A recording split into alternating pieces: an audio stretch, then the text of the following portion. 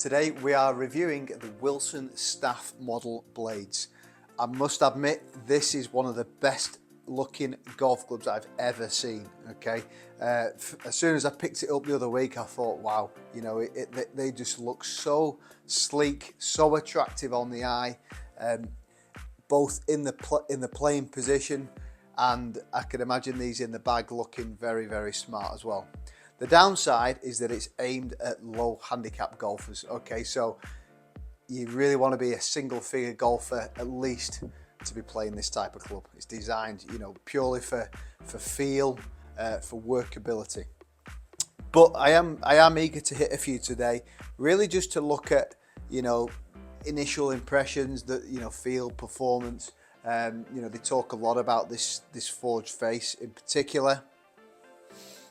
The other thing they talk about is this precise toe weighting. Okay, so in particular, what Wilson says is that it helps get rid of the low left. Okay, my bad shot can tend to be a little bit left at times, so for anyone out there that tends to hook the ball, this could be a good option. Okay, so let's give it a go. It's a standard 7-iron loft, with traditional loft, which is 34 degrees, which, to be honest, you don't see it that much these days. You know, even your sort of lower handicappers clubs, you know, even sort of 31, 32. So, you know, we're going to see some true distances. For me, my carry would normally be, say, 165, so I would expect it somewhere around that.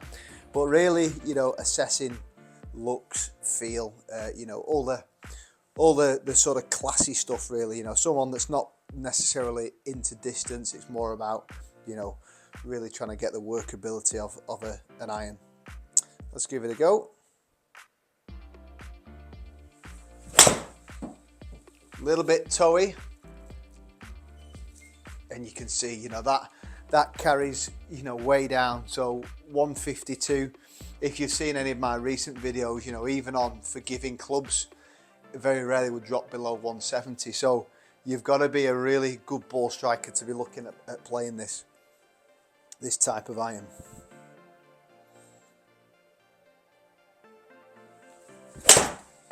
That was a better one. Yeah, 167, that was good. Felt really nice. You know, the one thing you're going to get off this is really, really nice feel. And, you know, that felt very, very good. Looks are just mega. You know, as I said, for me, as good a looking club as I've seen in a long time, to be honest.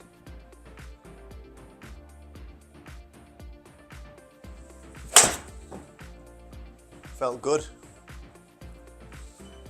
Yeah, it's good. 166, good spin number there. 6-1, exactly what we want to see. You know, so this type of club is all about control, getting that stopping power. You know, so some good launch, good spin there.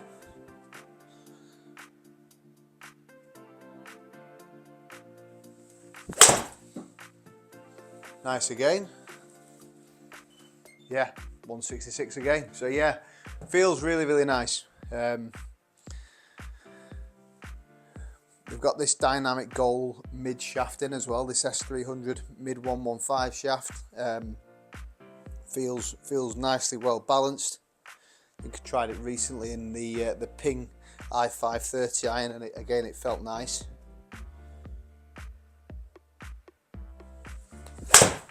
A little bit off the bottom. Actually retained some ball speed and distance there. That was good. I think one thing, you know, for the Wilson brand, it's not always at the front of people's minds. But Wilson are known for making very good irons. Yes, they might not always be leading the way from a woods point of view, but when it comes to irons, you know, they've got a good history in building very, very good irons. And in particular, this staff model iron in particular is looking really, really nice.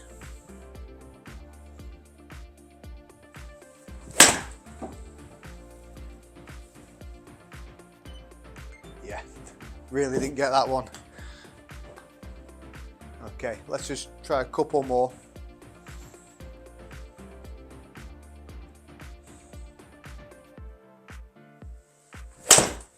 Better strike.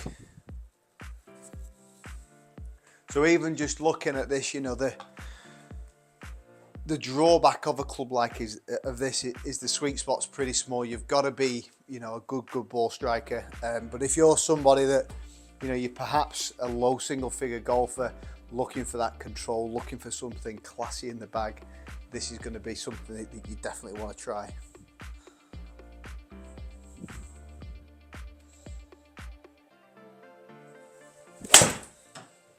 Yeah, nice one to finish. Yeah, that was a good shot.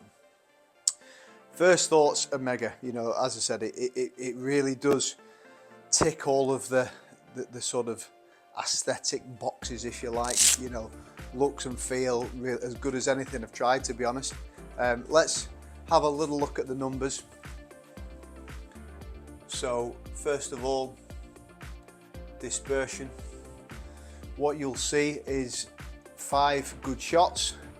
You'll see 2 poor strikes that have really dropped off there, and then I've got 1 pull out to the left. As I said, you know, for me there, like, dispersion is not great purely for that reason, purely for that drop off. But as I say, if you are a good ball striker, definitely something to be looking at. So just looking at a few of the key numbers from left to right here. Club speed, sort of mid-80s there, but you know, ball speed only 114, so this isn't designed for ball speed. Yes, we had one up at 120, but we had one as low as 102, so massive drop off there with the poor hit. One biggest strength here of this club is you'll see the consistency in the spin number. Okay, because of these grooves, the spin is super consistent. Okay, which is great. You know, for the golfer looking at this club that is a consistent ball striker, they want total control of that ball. That those spin numbers are doing the job quite nicely. Average carry 163, with a high of 174 and a low of, you know, shot number 6 was obviously not a good strike there at 141. Side total plus or minus 20 feet. So all in all, you know, my first reactions are that feel, sound, aesthetics, 9 out of 10. You know, probably, I'd say, as good as I've seen in a long time. Forgiveness, clearly not there. Okay, so think about your game.